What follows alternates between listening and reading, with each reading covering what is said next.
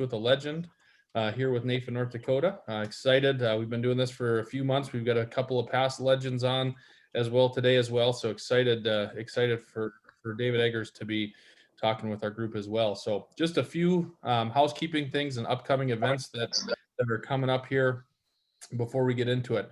November 10th through 12th, long-term care virtual conference. November 11th is building relationships in a new Congress, and that's for NAIFA members only.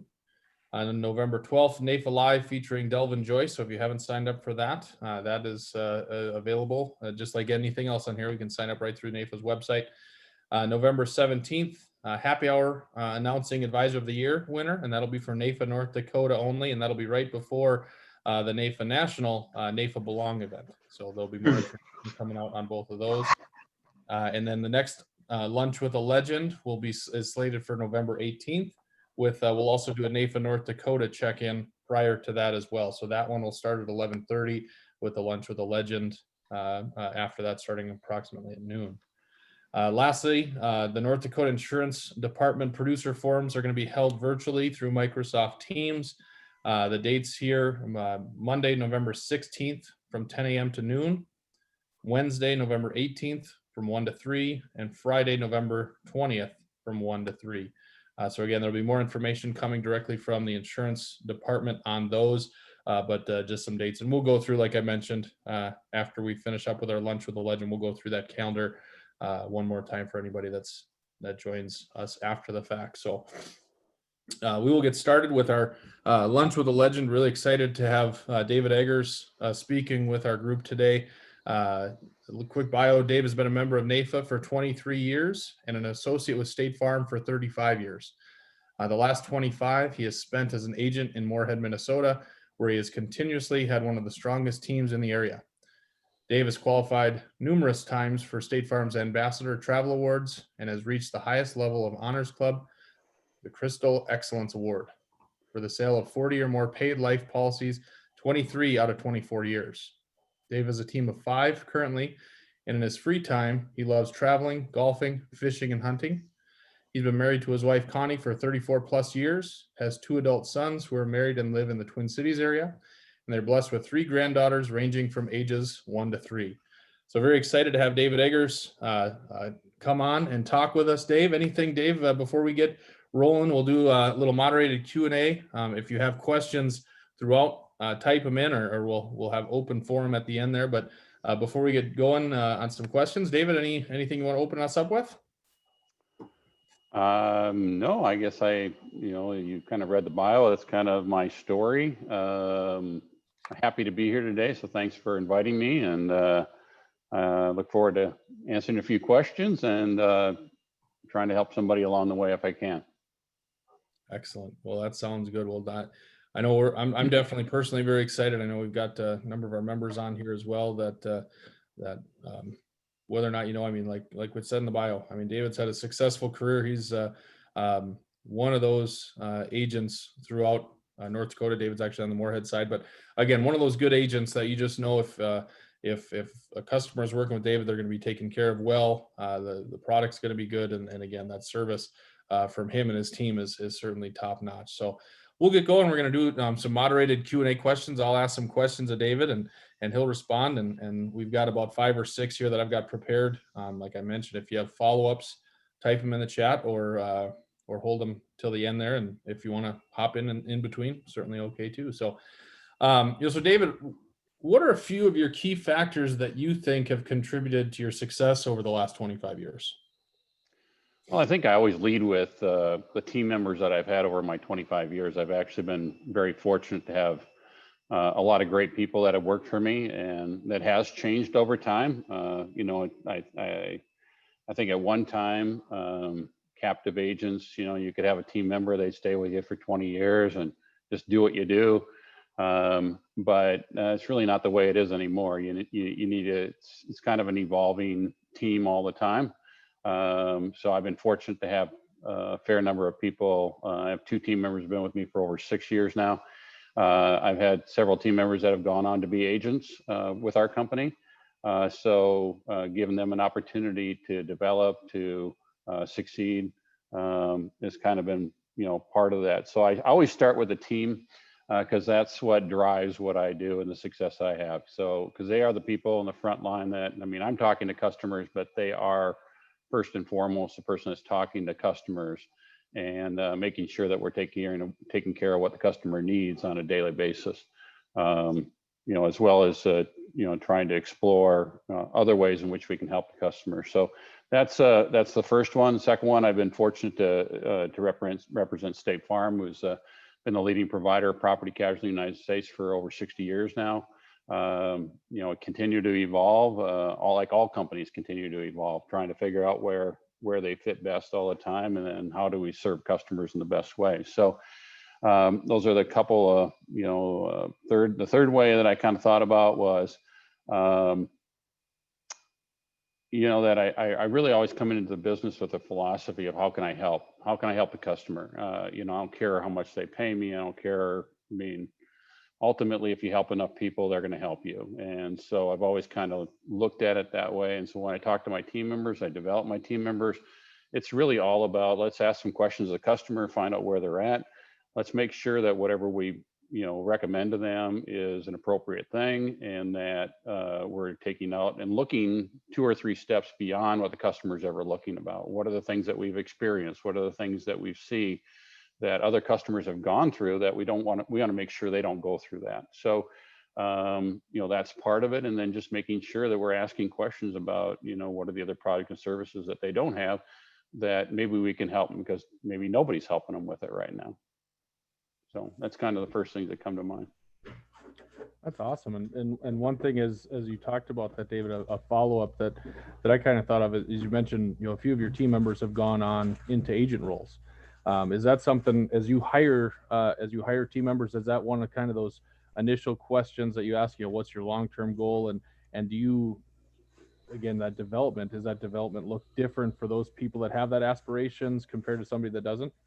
I think that's a great question. And I think there are team members that are definitely, that's one of the first questions we're asking. Well, what is your, what are you looking for? What do you dream about? What do you want to accomplish? What, if you want to be in this career, do you want to be in, somebody that runs their own shop, somebody that, or do you want to be somebody that just contributes to a team? So not everybody is made out to be a business person. I mean, I wish everybody was, but there's a lot of people that just are not willing to, one, take the risk, two, to just really want to lead people. And so it's just not for every single person.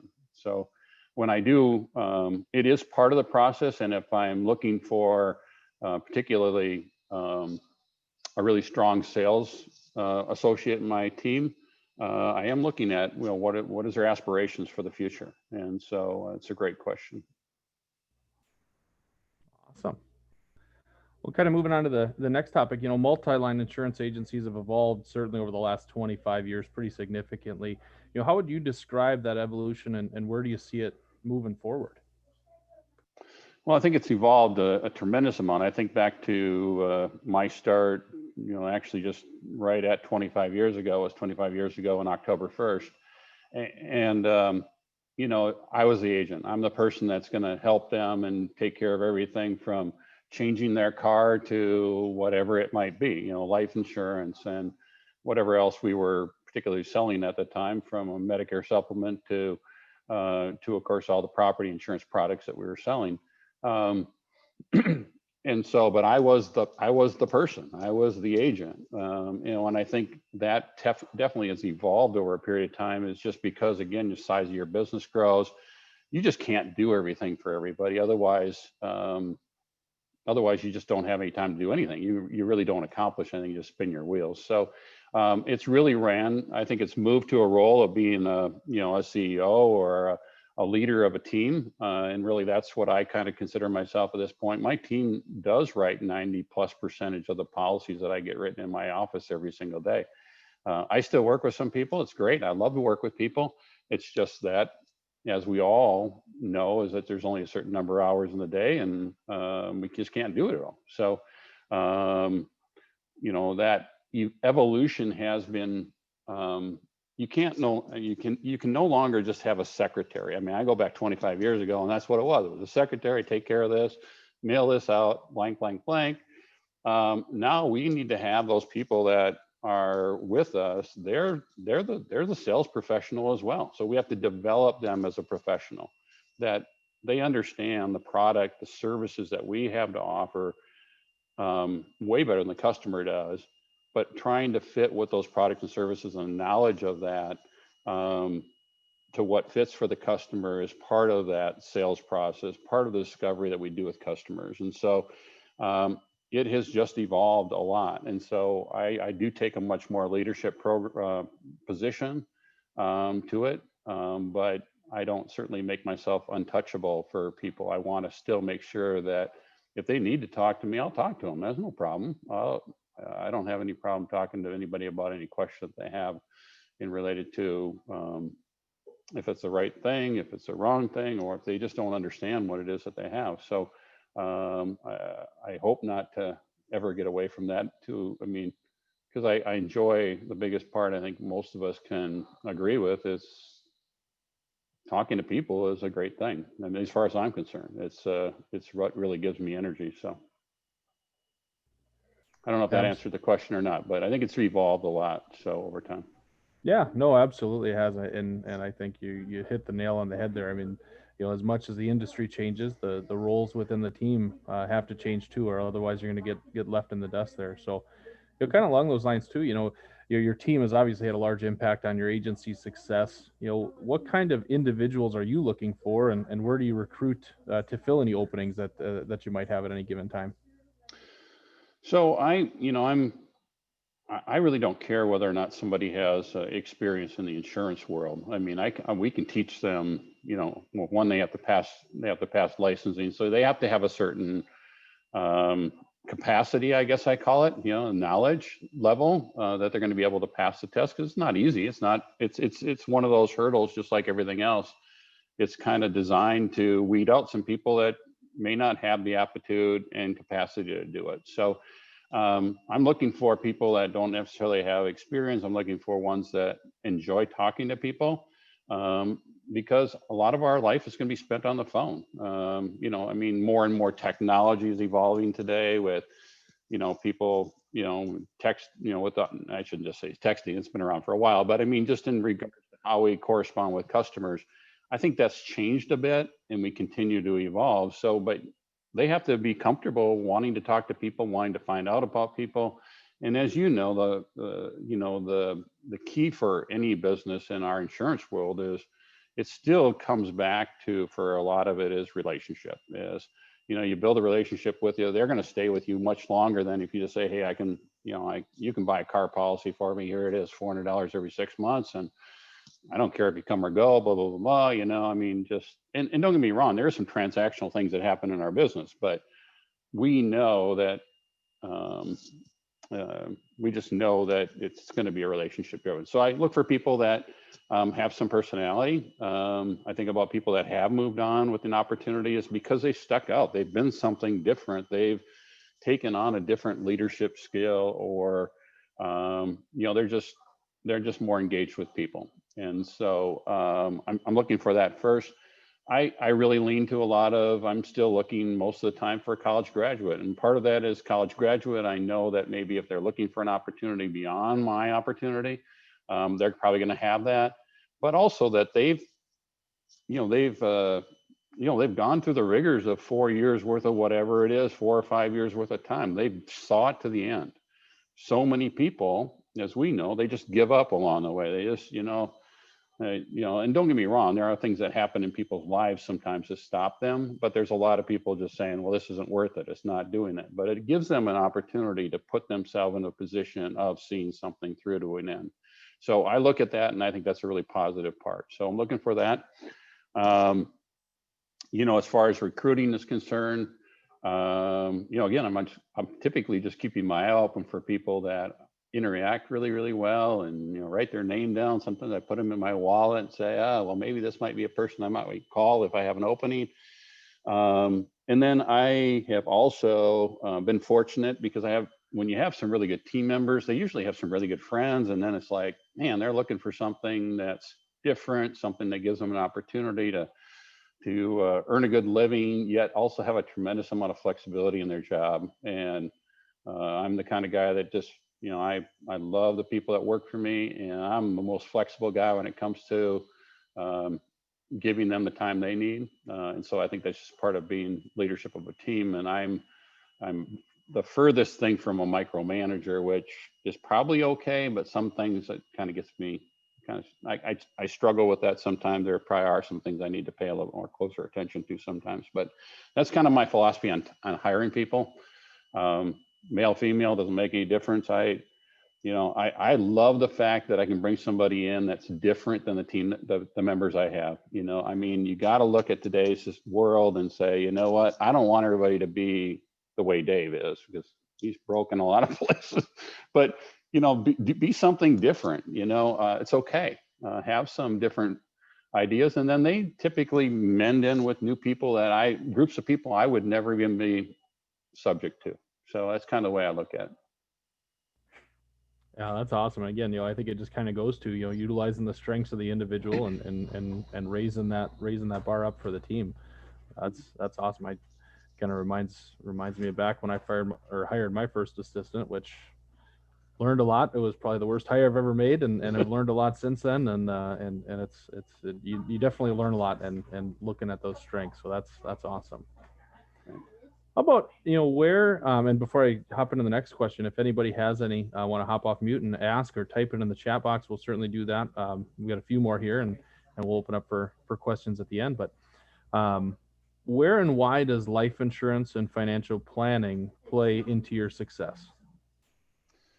So I've always, first of all, I've always written life insurance with customers, and I've always enjoyed the conversation. I enjoy the fact that we've taken care of people. And I'm now being 25 years, I've had a fair number of times that we got to deliver the promise. And I think that's there's a lot of people that maybe don't get to that. So it is nice, but there are also many times where I'm disappointed, because I know when I talk to those customers or talk to certain customers that I recommended a lot more life insurance, and it wouldn't have cost them very much more money, and they didn't do it. And then all of a sudden, I'm kind of feel guilty. I'm handing over a check for $100,000 when it should have been $250,000 or $350,000 or something that really would have really had a huge impact in their life. Not that what they got was not important. So it's always played a part in my business. I've always kind of looked at my business of not just an auto and a home.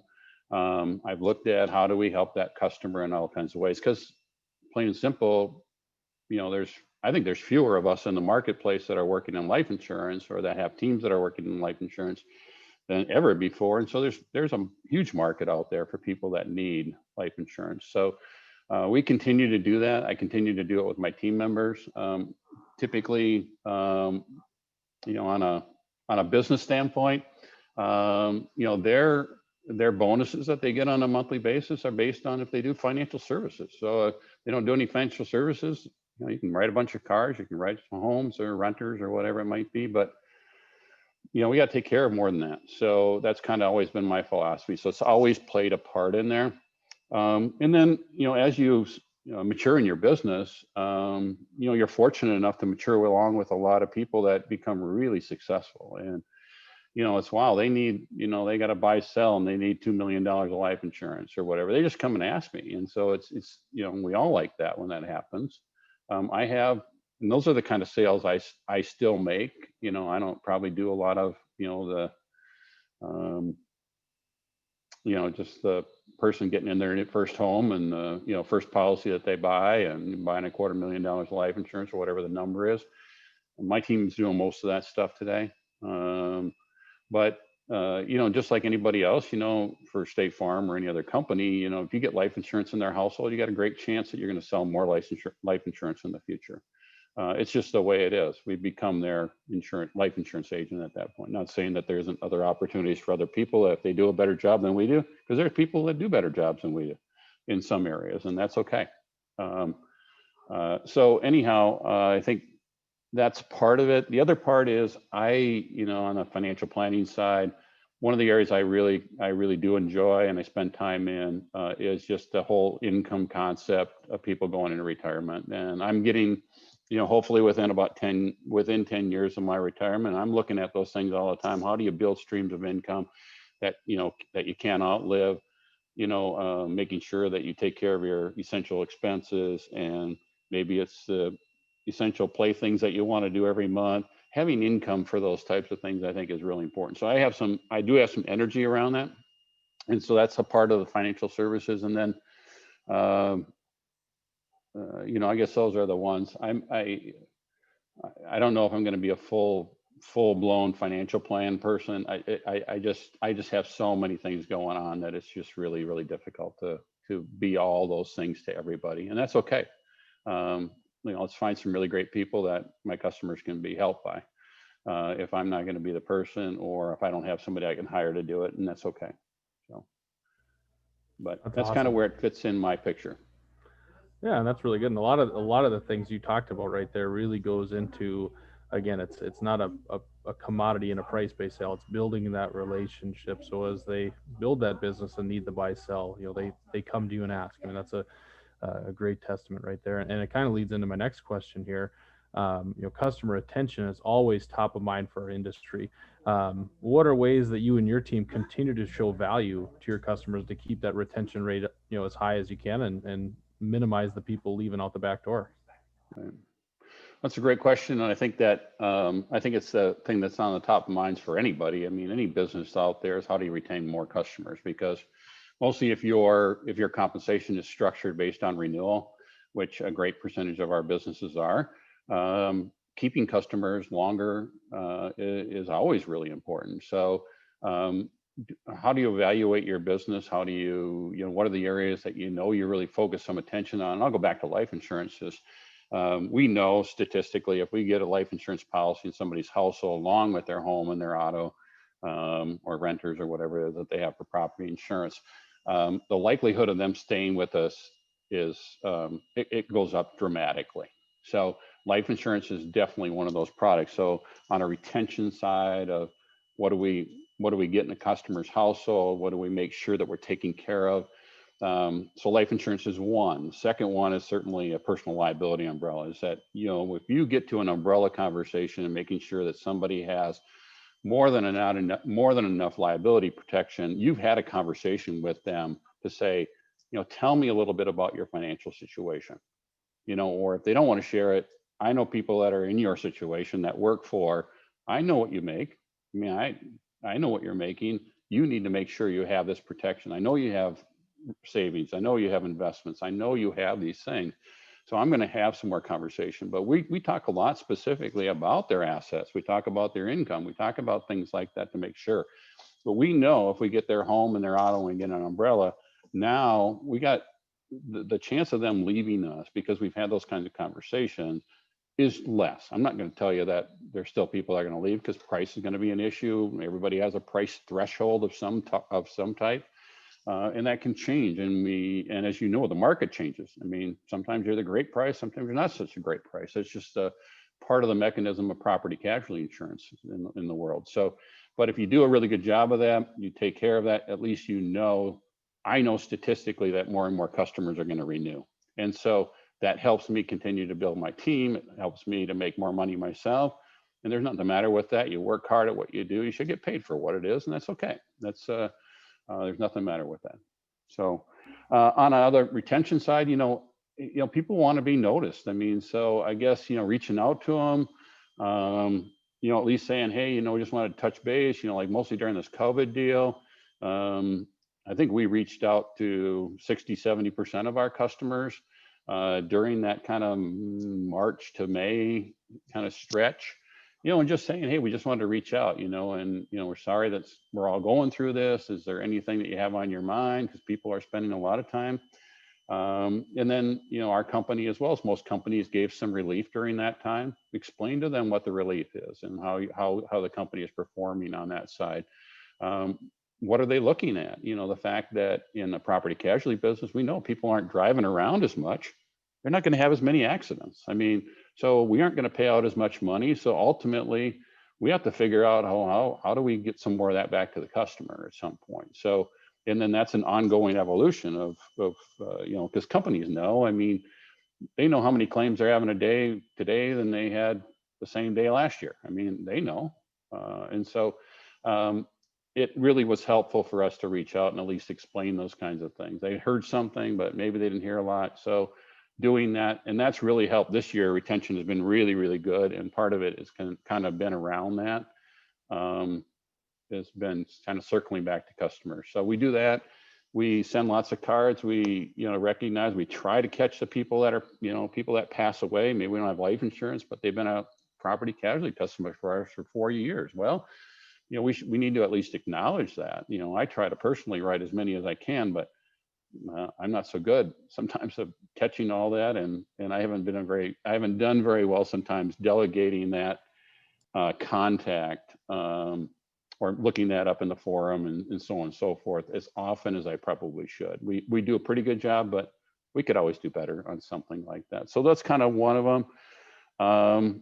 You know, we thank a lot of people, and really the biggest way that when that probably goes into the next thing, how do you find customers and whatnot. But you know, I think those are kind of some of the things we do. We try to recognize when people do something. You know, sometimes they're in the news in the community for something that they were involved in. We try to at least send a card and say, hey, appreciate what you do, you know. So those are the ways. I mean, I think if you do it, I don't know how much effect it has when, you know, I would say retention. I used to say, well, you know, I support the, you know, the spuds this, the spuds that, Park Christian this, part, you know, the stuff that's in your community. I still do those things. But I don't know how much impact that has, particularly in the next generations of people out there. I don't, you know, it just so much more of it starts to become transactional. But we keep doing what we've been doing for a long time because it's continued to work, and we continue to grow, you know, at least at a, you know, maybe not as fast a pace, but we continue to grow on an annual basis. So that's good. Absolutely. Well, and then, you know, one of the nice things too is that you talked about the residual income, and as you continue to grow that book of business, that retention rate is so crucial.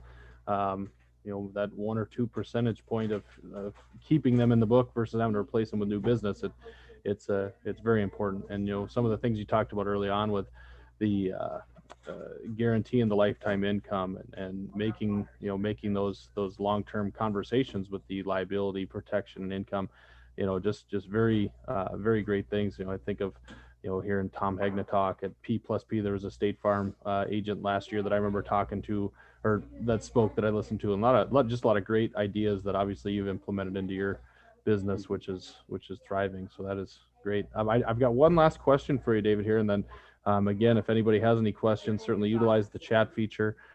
Sorry if my coworkers in the background are getting a little noisy here, but if you have anything, certainly utilize the chat there. But lastly, before we open it up, you know, what are ways you're finding new business, and how has that changed over the years?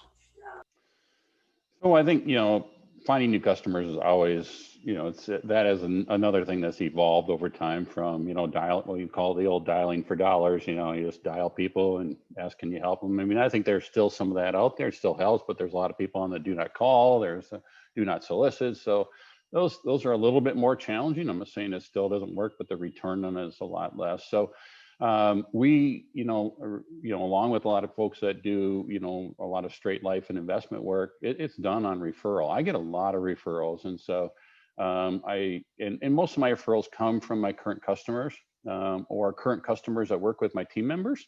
You know, you have good team members and they want to work with them too. So they're the face. I mean, they don't know me, but they know them, and they know that they're going to take care of it. And I've trained them to take care of people in whatever way that is. So referrals are still one of those things that's first and foremost. You know, we do some, so referrals is probably the first one. You know, we're buying, you know, again, you know, Google's a big part of it today. You know, hey, how do you keep yourself in the list? Because when somebody's going to search auto insurance in Moorhead, Minnesota, or whatever, is how do you get your name, or how do you continue to move your name in that position? So, you know, you got to get reviews, you got to do things that none of us thought about 10 years ago, even. I mean, just, but we have to be aware of these things today. We just can't just turn our head or put our head in the sand. It just doesn't work anymore. You have to be relevant, because the reality is the next young person, I just said a young person, the new agents that come in, that's just natural for them. That's what they're going to do. That's their market. It's the Facebook. It's and so we have to put ourselves in that position. So I've tried to continue to delegate team members to help us with that part, posting and keeping in touch with that. And that's a big part of, you know, getting that. So, you know, if they click on, or, you know, they're looking for insurance, you get a chance that you show up on, you know, on top of it, not in top of the list, or in some part of the list, you have a better chance that you're going to get some of that. So we get some of it there. We certainly buy some aggregator leads, some leads that are sent to us that are people out there shopping, you know, when you're on the internet, and, you know, some young company, you know, there's all kinds of places, I mean, that are buying up, and it's in our face all the time. So it's just that some of those leads are going to come in, and a lot of other companies are buying the same lead I'm buying. So, you know, how do you get to them quickest? How do you, you know, try to get a connection? I mean, again, for us, it's, we want to get them on the phone, or we want to email, and we want to be the first one to ask them, hey, what do you do in town? And, you know, what are you looking for, and how can we help you? And, you know, again, trying to be the most helpful is one of those things. So that's another way we're getting them. You know, again, I hope I spend a lot of money on advertising. I mean, I always have spent a lot of money on advertising. And so I just want my name to be one of the names on their top of their list. If they're all of a sudden they are looking, you know, it's like, I've been with so-and-so for a long time, but man, I just got a rate increase or whatever it might be, and I'm looking. That's, people do that. So I want to be an opportunity that if they're going to look for State Farm, that at least I have a pretty good chance in Moorhead that I'm going to be one of the numbers they're going to call. So those are the ways that I'm certainly going to go about trying to get business. And you know, involvements. I even though I'm not as active in a lot of things that I used to be, from the Lions clubs to whatever, you know, I used to get involved, but I didn't get involved necessarily to get business. I just knew if I helped people out and showed up and did it, people would probably ask me, and they did. You know, and I have lots and lots of customers that I've gotten over a period of time because of that. So those are not, again, I don't ever advocate people just joining stuff because it's the only way you're better, unless you're doing the, you know, networking thing, you know, a BNI or something like that, that you're exchanging. You're really looking to be part of that because you're going to get business and you're going to give people business. But a lot of the community organizations, from the chambers to whatever, is just, you know, if you can show up, if you can be a nice person like most of us are, you know, people will ask, and sometimes, and I ask them sometimes, you know, who do you have, and, you know, why did you choose them? I don't, you know, I mean, it's because my mom and dad had them before, or I don't have any relationship. I don't have any problem having that conversation. But as you know, I've been in this business 25 years. I don't disparage anybody. I never do. There's a lot of great people, and I'm looking at the picture that I'm in front of me. A lot of great people have done a great job for customers, and everybody's company has an advantage of somehow, someplace that they do better than somebody else. And that's okay. You can toot your horn on the things that you think you do better than someone else, but you don't do it at the cost of somebody else. And I've always stood for that, and I continue to stand for that. I think that's part of a professionalism in which an organization like NAIFA adds to too, because I think of lots of people I've known at NAIFA, and you know, that's kind of the consummate, you know, professional level people that I, you know, have seen and respect over a long period of time. So I got long on that. Sorry. No, you had a lot of great points on that, David. I mean, just on that last one, like you said, I mean, you do things right. And, you know, I've always been of the belief of, if you've got to say something bad about somebody else, it's because you don't have enough good things to say about yourself. You know, and there's no place in that in the industry, especially not in NAIFA. And again, like you'd mentioned, there's a lot of great people out here that do things great, and you got to sell yourself and not bring others down. So that is awesome. Does anybody have any additional questions? I don't see anything in the chat. Anybody have any questions for David that we want to bring up? Hey, David, Jamie, I was wondering, I'm actually sitting here with my intern from NDSU, Tucker. And so I was thinking about mentors. And so when you joined the industry, did you have a mentor, you know, someone that brought you in, a key manager, And if so, any lessons from that? So, I definitely had some, mentors, some people that, taught me a lot more about, certainly about sales, of course, but some people that, again, they took a similar position of, again, we don't disparage other people and so on and so forth. But, I think it's that, all the mentors typically had always taken the approach of, hey, just, again, just serve people, just help people.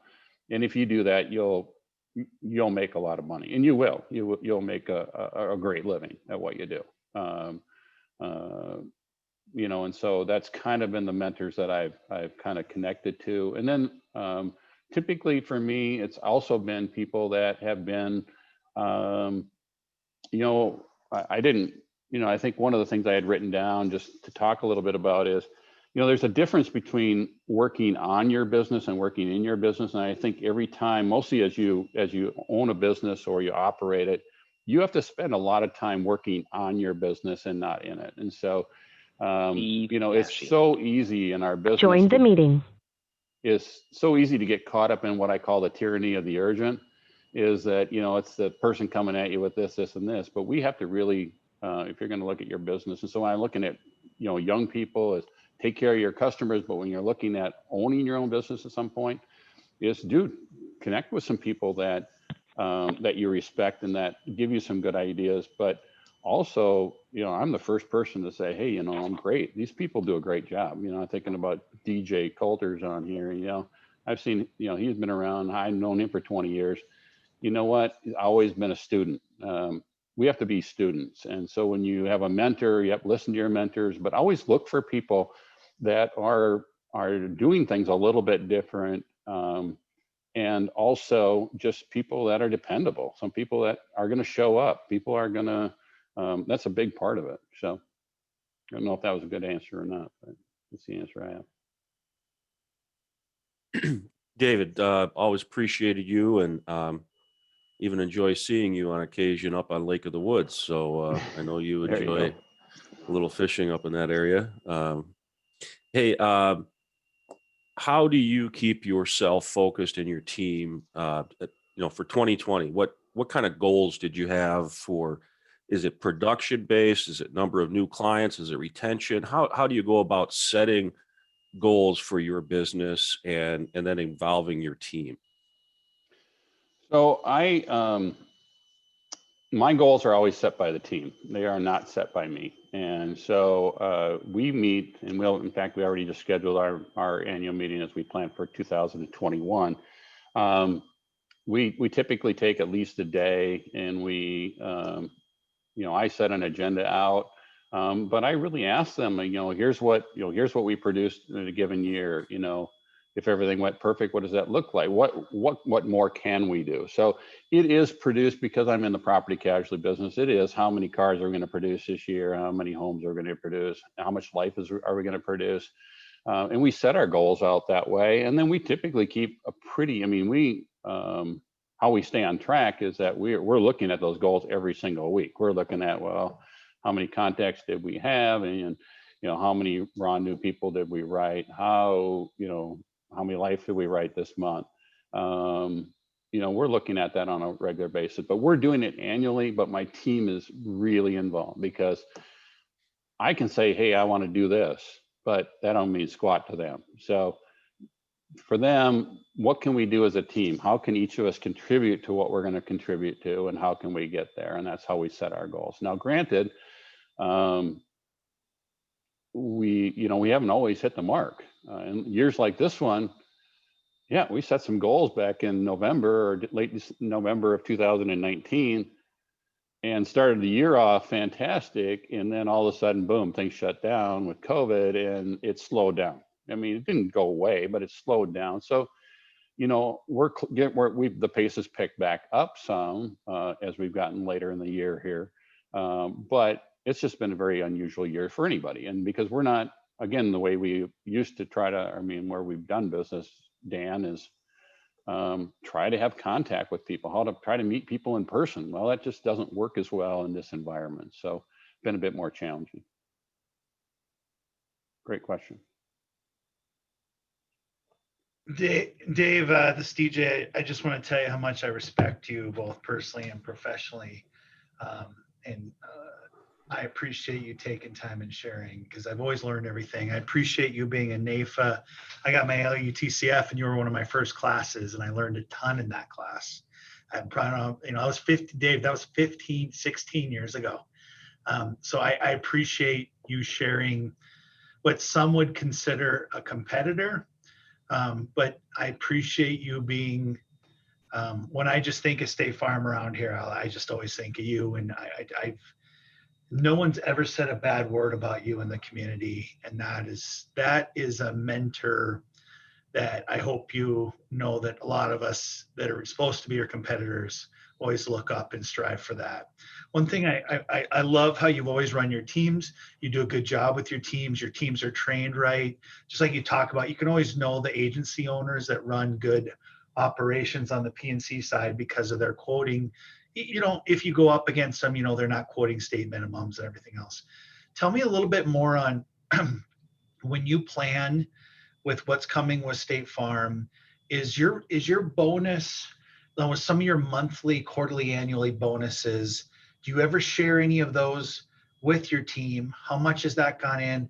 We've really, which saved me just due to some expansion opportunities, I had to start following an EOS, an entrepreneur operating system like Attraction. Gino Wickman's book, Traction. I had to hire a consultant to help me get that going. And that's been a lifesaver the last 3 years. So tell me, is there a kind of a system you follow?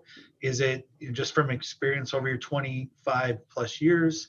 And just the whole point of, I guess I just wanted to get more feedback from you on just kind of how you use your team with your bonus opportunities.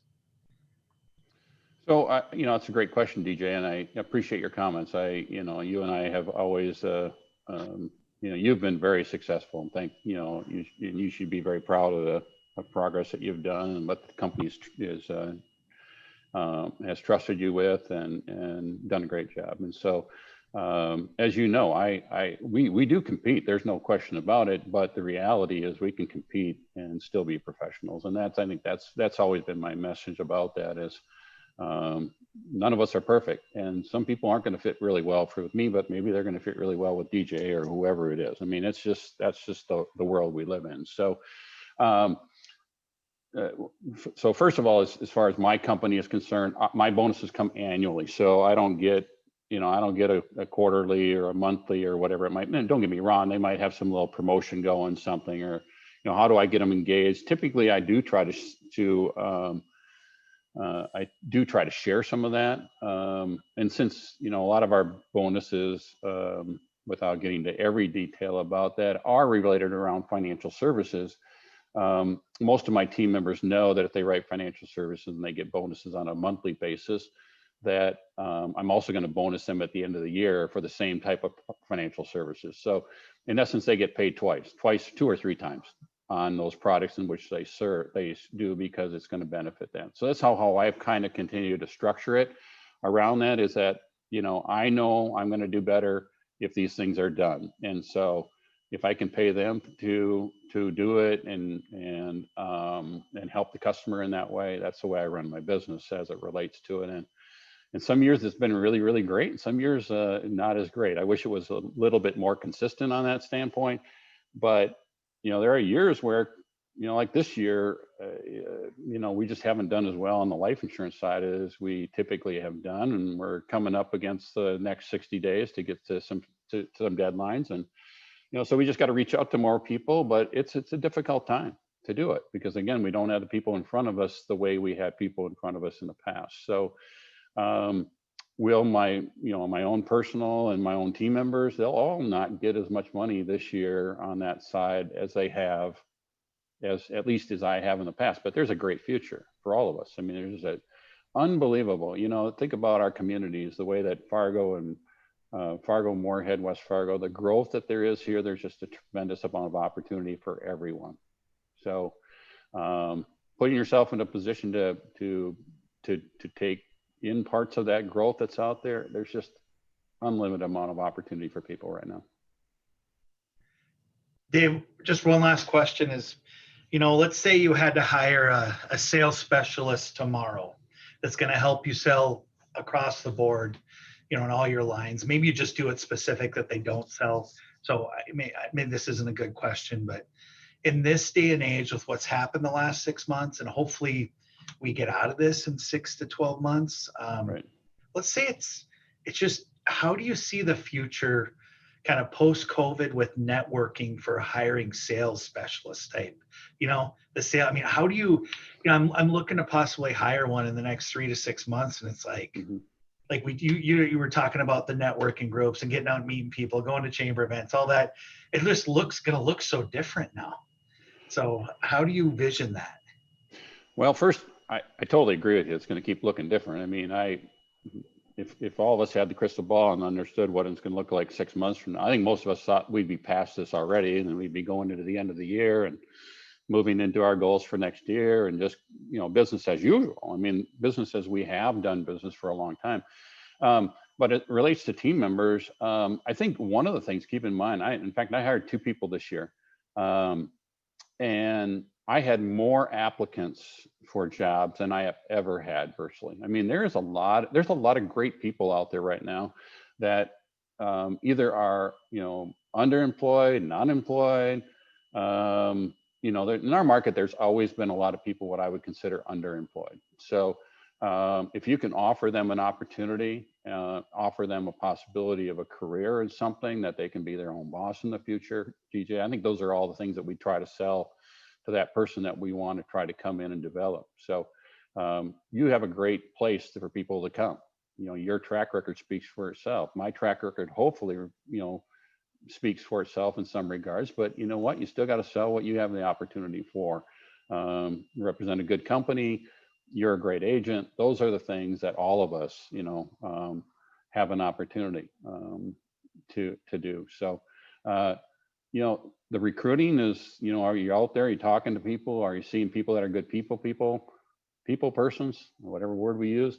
I think those are still going to be the key, because they still have to talk to people. And can they talk to people and convince them and ask them the right questions so that, that you can motivate them to give you an opportunity? That's what we're doing all the time. So I don't know if that answered your question, but that's my thought. So. Well, I think one thing that just struck me, David, as you talked here, and I know we're closing it on 1 o'clock, so definitely want to be respectful of everybody's time. But 2 things that you talked on with relative to DJ's question. You talked about hiring into a career, not a job. I don't think that can be understated. I mean, everybody that comes into a job, you're hopping jobs, but if you get into a career, it's a long-term piece. So that was one thing that stuck out. And then the second piece was just how humble you were in that statement. Talking about DJ's success and focusing on him. I think that goes a long ways to kind of reiterate what he said. I mean, if I don't know what the number is, but if your name's come up 100 times in conversations, 105 of them have been positive. It's all you've done such a good job, and to remain that humble is absolutely phenomenal. So no real question, just more of a statement on that one. Thank you. Dave, you've been a successful leader building your agency and your teams. Obviously, you put some great teams together. And what's your nugget? What's a takeaway of Dave Eggers when it comes to leadership? What should we know that you really are passionate and believe about? Sometimes to a fault, I try to treat my team members like I want to be treated. And so the only downside of that is I have a certain way I want to be treated. I don't know if that's necessarily the way they want to be treated. So that's, you have to listen a lot. You have to, but for me, it's a lot of that success and the nuggets of what I try to do is to just, mostly when it relates to team members and keeping them. I have had more people that have left me and they apologize that they're leaving. They're just like, they don't want to leave, but their career, their next opportunity is what they should do. And I have conversations. I don't sit there and be mad about it. I'm excited about that next opportunity that they have. No, I have to replace somebody and It's always not always that much fun, but the bottom line is typically you always get some new energy from new people. But sometimes you have to let, that's another challenge. A whole nother subject is, how long you keep people and if they're not doing what they're doing. And they're just, I've been really good at when I don't have somebody that doesn't work, I've been really good at coaching them out, and kind of showing them that this just isn't for you. Don't feel bad. I mean, don't feel like you're a failure. Just feel like this particular type of business wasn't for you. There's something else out there that's designed for you in a better way. So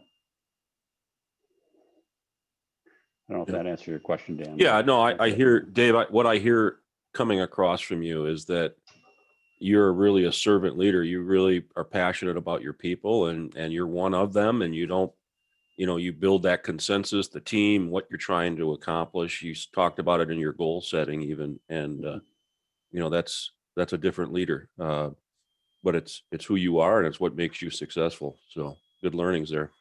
Thank you. Well, do we have maybe time for one last question? I've got a final one, but if anybody has one other one, I certainly want to give that opportunity. If anybody has one last question for David before we let everybody get back onto their day. Anybody have that last question? All right, well, I'll take it. David, again, thank you very much. When it comes to NAIFA, and if I remember right, I think it was 25 plus years that you've been a NAIFA member or close to it. Obviously, this whole call is filled with NAIFA members. What would you say has been the most beneficial thing for you in regards to NAIFA and your practice? Anything that you see as an opportunity? I mean, just kind of maybe a couple quick thoughts on NAIFA and your business. Well, I think NAIFA, I think the biggest thing I probably have already said is the professionalism in which you see and what develops within the people that are part of the organization. And so, when you go to a meeting, you do see a lot of professionals around there. And you know what? It's a lot harder to just, I go back to this disparaging, a lot harder to disparage somebody that or that you're around across the room. It's somebody you don't know, you can maybe say something, but realistically, I know so many people, and I know what kind of people they are and how hard they work at what they do. And, and the great thing about our types of businesses, we all get to do it a little differently, and we can all be successful in whatever way we deem success to be. But just because you don't follow a particular model doesn't mean you're not going to be successful. There can be some models that make people more successful in some ways, but we all get a chance to do it a little bit different, and that's okay. And then we get to learn from other people, and we all know that we're far from being perfect. We just, none of us are going to be. And so we're trying the best that we can. We make sure, not only trying, we're again, I don't like to use the word try because that's just kind of a cop-out sometimes, but the reality is we're willing to explore, we're willing to expand. We're only, I think expand is a really great word. That was my word of the year about 2 years ago, is to expand. Just how do you expand, your thoughts, your field in which you're in, from the people you talk to, and so on and so forth. So,